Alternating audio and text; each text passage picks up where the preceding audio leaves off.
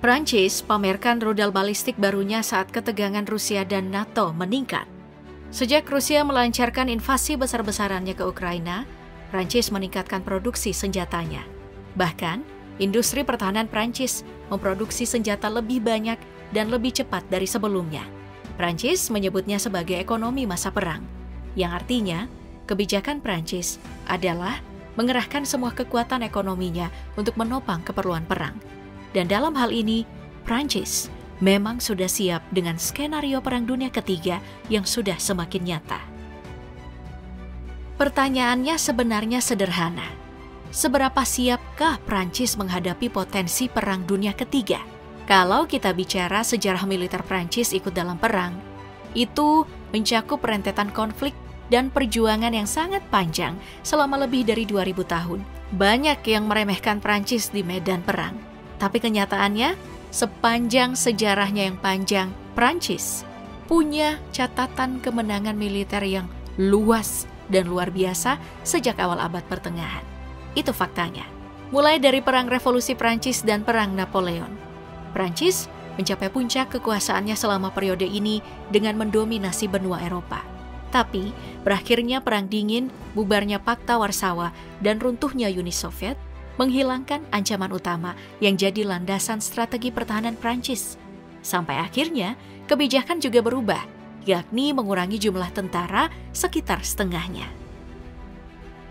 Jadi untuk sekarang, personil yang awalnya berjumlah 500 juta menjadi total personil Prancis sekitar hanya 376.000 pasukan, di mana di antaranya ada 200.000 personil aktif, 26.000 personil cadangan, dan 150.000 paramiliter. Meski terus mengurangi jumlah personilnya dari tahun ke tahun, dibandingkan dengan negara-negara anggota NATO, Prancis tetap ada di urutan ketiga. Sementara untuk anggaran militernya, Prancis konsisten menaikkan anggaran militernya. Dan yang seperti sudah kita singgung di awal tadi, kalau kemungkinan konflik berintensitas tinggi sejak invasi Rusia ke Ukraina, anggaran pertahanan Prancis akan terus dinaikkan sampai tahun 2030. Bahkan sampai 2 kali lipat. Untuk tahun 2024, anggaran pertahanan Prancis sebesar 50 miliar US dollar atau sekitar 783 triliun rupiah. Dalam hal anggaran pertahanan, Prancis sendiri ada di urutan keempat. Makanya dengan jumlah personil dan anggaran pertahanan yang konsisten dikeluarkan oleh Prancis dalam jumlah besar, menempatkannya ada di posisi kelima negara terkuat di NATO. Itu sudah termasuk dengan kelengkapan setiap divisi dari Angkatan Bersenjata Prancis. Kalau kita bicara pasukan dan kelengkapan di setiap divisi yang terdiri dari darat, laut, dan udara. Angkatan Darat Prancis terdiri dari 141.600 pasukan dengan total aset tank yang dipunya sebanyak 222 unit. Untuk Angkatan Udara Prancis, total personilnya itu sekitar 40.500 prajurit dengan total aset pesawat sebanyak 972 unit. Dan untuk Angkatan Laut Prancis, jumlah personilnya itu sebanyak 44.000 dengan total aset sebanyak 128 unit.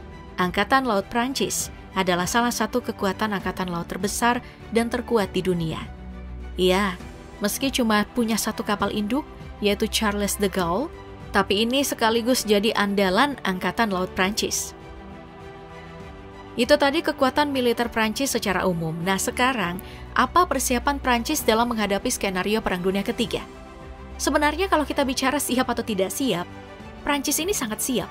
Persoalan modernisasi bukan cuma saat meningkatnya eskalasi konflik antara Rusia dan Ukraina.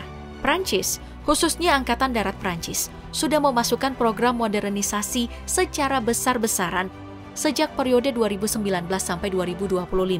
Salah satunya adalah Project Scorpion. Apa itu Project Scorpion?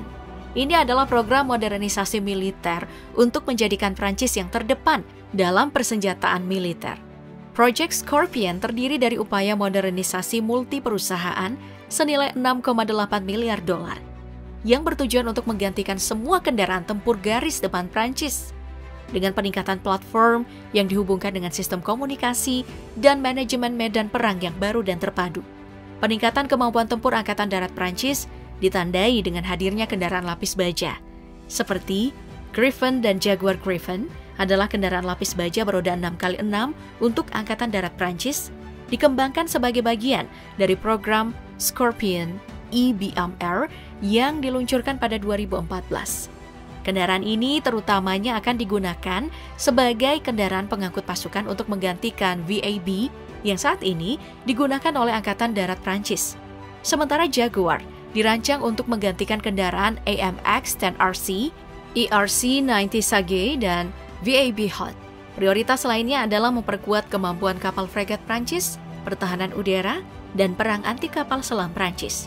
Jadi nantinya, bentuk angkatan bersenjata Prancis pastinya akan berubah secara dramatis dengan ribuan kendaraan baru yang ditingkatkan dan terciptalah apa yang disebut dengan pertempuran kolaboratif. Pertempuran kolaboratif maksudnya, Prancis berupaya menghubungkan regu kendaraan, kelompok tempur, dan brigade dalam satu jaringan dengan kendaraan-kendaraan berkemampuan Scorpion sebagai tulang punggung digitalnya. Termasuk juga meningkatkan kemampuan intelijennya.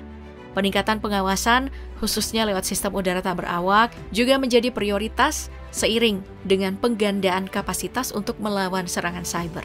Kenapa Prancis juga fokus dalam peperangan jaringan? Prancis tidak ingin hanya mengandalkan metode peperangan konvensional. Terlebih pasca Perang Dingin, Prancis sudah mengurangi jumlah personilnya secara signifikan.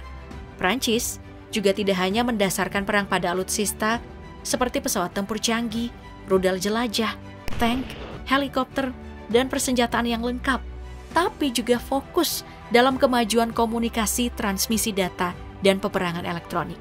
Prancis juga sangat aktif dalam mengembangkan teknologi nuklirnya. Sejak berakhirnya Perang Dingin, Prancis menempatkan prioritas utamanya dalam hal pengendalian dan peluncuran senjata. Tapi sejak beberapa tahun terakhir, Prancis kembali memasukkan pengembangan nuklir yang sempat jadi sumber kebanggaan nasional menjadi prioritas pengembangan. Pada intinya, Prancis punya kekuatan senjata yang lengkap dan tangguh, termasuk senjata konvensional dan nuklir, termasuk juga sistem pertahanan rudal, kapal perang, pesawat tempur, dan pasukan khusus yang merupakan bagian dari kekuatan militer yang terintegrasi. Jadi, kalau kita bicara kesiapan, dengan kondisi kesiapan angkatan bersenjata yang terlatih dengan baik dan modern, industri pertahanan yang sudah maju dan menghasilkan teknologi militer canggih, pengalaman dalam berbagai operasi militer internasional, partisipasinya dalam berbagai inisiatif seperti NATO, Prancis adalah salah satu negara yang paling siap untuk itu. Ditambah lagi, dalam menghadapi konflik skala penuh, negara-negara NATO bergantung pada kerjasama dan solidaritas antara anggota untuk memastikan kekuatan militer yang memadai dan respon yang efektif terhadap ancaman. Jadi, meskipun Prancis punya kekuatan dan kelemahan uniknya sendiri, kerjasama dalam tubuh NATO memungkinkan Prancis dan negara anggota bisa saling melengkapi dan meningkatkan kapabilitas pertahanan mereka secara kolektif. Kalau ditanya seberapa besarkah pengaruh Prancis dalam konflik? Jawabannya sangat besar.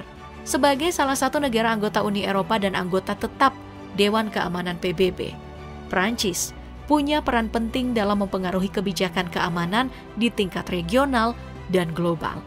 Sejak Perang Dunia Kedua, Prancis secara tradisional memegang posisi sentral sebagai negara penghubung antara benua utara dan selatan. Prancis aktif dalam mendukung operasi perdamaian PBB di seluruh dunia. Prancis menyumbangkan personil dan sumber daya untuk misi penjaga perdamaian, seperti di Mali, Republik Afrika Tengah, dan Lebanon.